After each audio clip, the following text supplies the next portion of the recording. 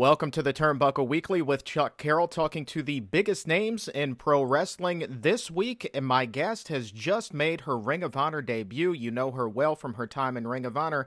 And oh, by the way, her husband is Cody Rhodes. With that, we welcome Brandi Rhodes to the show. Brandi, how are you?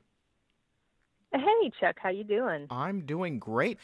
I want to ask you about the news of the week. Recently, you left Global Force. There was a report out that they wanted a cut of your revenue for a non-wrestling related TV show. What's the story there?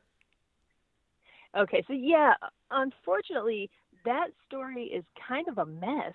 Uh-oh. I'm really not sure.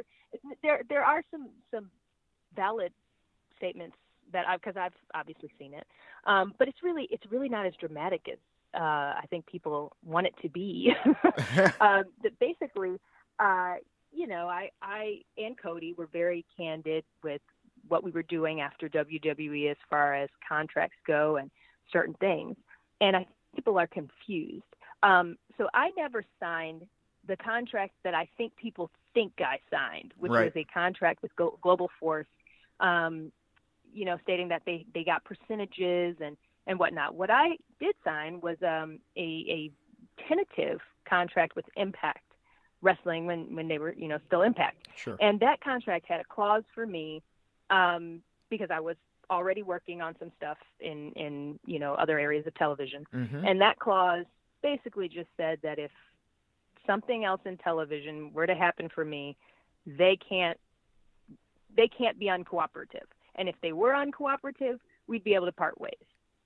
And that is honestly what happened. So I am filming. We're in Atlanta for that reason. I'm filming for something awesome. I cannot say what it is. Oh, not even a hint? Not even a hint? I can't. Nope. Now that is what I am under contract for. So I really can't say things. I really do have legal obligations there. But yeah, so it's really great and it's really amazing, but it requires a ton of my time, and it has what they call in Hollywood, I guess, is something called first option, meaning that network that I work with, they get first option on everything, the dates, everything that I'm doing pretty much.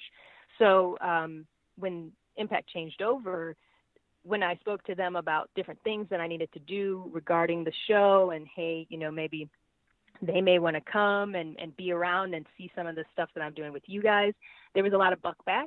And instead of it being negative, I just said, okay, guys, well, I just want to exercise this clause and move on. No harm, no foul. And they completely understood, and that's what happened. So, yeah, it's not a grudging story. Nobody's angry.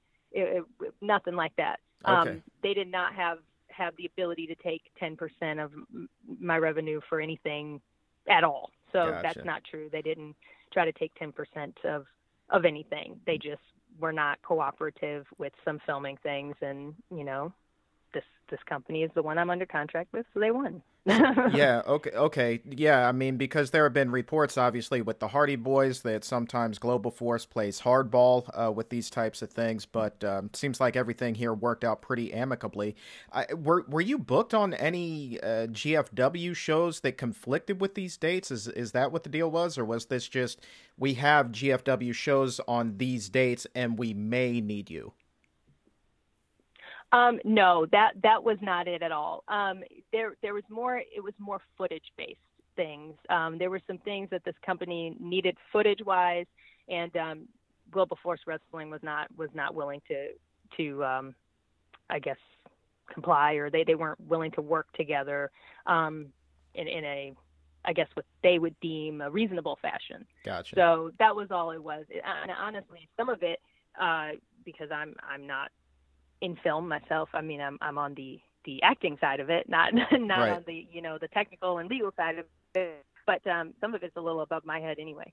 So that's what you have, a team of management and agents and all that stuff to work on and work with, and they worked it out. And so it for me, there's no bad blood whatsoever, nothing like that. And that's why I continue to kind of protect myself going forward, because I'm enjoying everything about everything that I have going on right now. Like wrestling, I'm absolutely loving it. I'm getting better every day. I'm getting more connected with the fans, and it's awesome.